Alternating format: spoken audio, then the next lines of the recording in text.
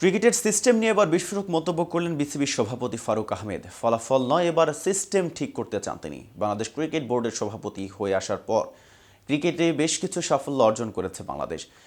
একই সঙ্গে পরাজয়ের গ্লানিও সহ্য করতে হয়েছে। আপাতত গত 4 মাসের ফলাফলে সন্তুষ্ট ফারুক, তবে ফলাফলে চোখ না রেখে প্রক্রিয়া ঠিক রাখতে চান বাংলাদেশের সাবেক এই অধিনায়ক। বিষয়টি নিয়ে আরও বিস্তারিত থাকছে প্রতিবেদনের বাকি অংশে। আর কেটিভি ক্রিকেট চ্যানেল থেকে আপনাদের সাথে আছি আমি মেহেদি হাসান।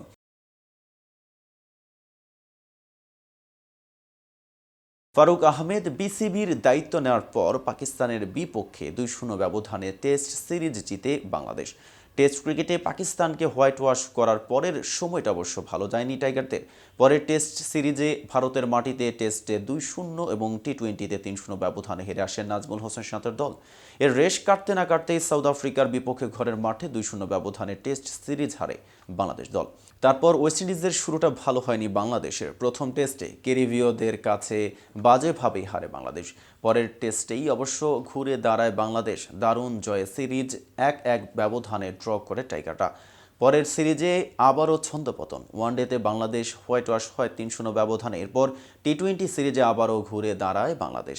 স্বাগতিকদের 3-0 ব্যবধানে হোয়াইট ওয়াশ করে তারা। বছর শুরুর দিনে নিজের সার্বিক মূল্যায়ন করতে গিয়ে ফারুক বলেন, আপনি যদি শুধু পরিসংখ্যান দেখেন, এটা ছিল ভালো খারাপের সংমিশ্রণ। আমরা পাকিস্তানের 2টি সিরিজ জিতেছি, ভারতে 2টি টেস্ট হেরেছি, ওয়েস্ট ইন্ডিজের সাথে একটা করে টেস্ট জিতেছি আর হেরেছি।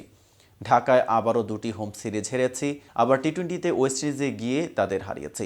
এটা সংমিশ্রণ বলতে পারেন। ফারুক আরও বলেন, আমরা যাই করি ফলাফলের দিকটা ভেবেই করি, কিন্তু ফলাফল পেতে হলে আপনাকে কিছু প্রক্রিয়ার মাধ্যমেই যাওয়া দরকার।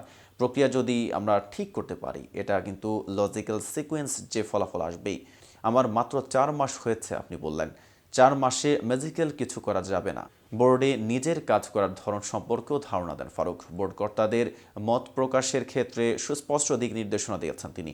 একই সঙ্গে দেশের ক্রিকেটের উন্নয়নে গণমাধ্যমের ভূমিকার কথাও তুলে ধরেন তিনি।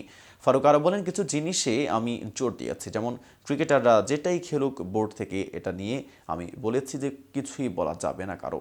আবার খেলোয়াড়রা যখন খুব ভালো খেলে, আগে দেখতাম ওরা ফেসবুকে স্ট্যাটাস দিত, এগুলো এখন কমেছে। বিসিবির সভাপতি আরও বলেন, আমার মনে হয় একটা অর্গানাইজেশনে এই কোঅর্ডিনেশনটা খুবই প্রয়োজন। আমরা তো একই সঙ্গে কাজ করি, যেমন আপনার স্পোর্টস সাংবাদিক, আপনারা তো সমালোচনা করবেনই। তো এটা যদি গঠনমূলক হয় তাহলে আমাদের সুবিধা হয়। তো ভিউয়ার্স, ভিডিওটি সম্পর্কে আপনাদের কোনো মতামত থাকলে জানতে পারেন কমেন্ট বক্সে। সাথে নিয়মিত ক্রিকেট আপডেট পেতে কেটিভি ক্রিকেটের সাথেই থাকুন।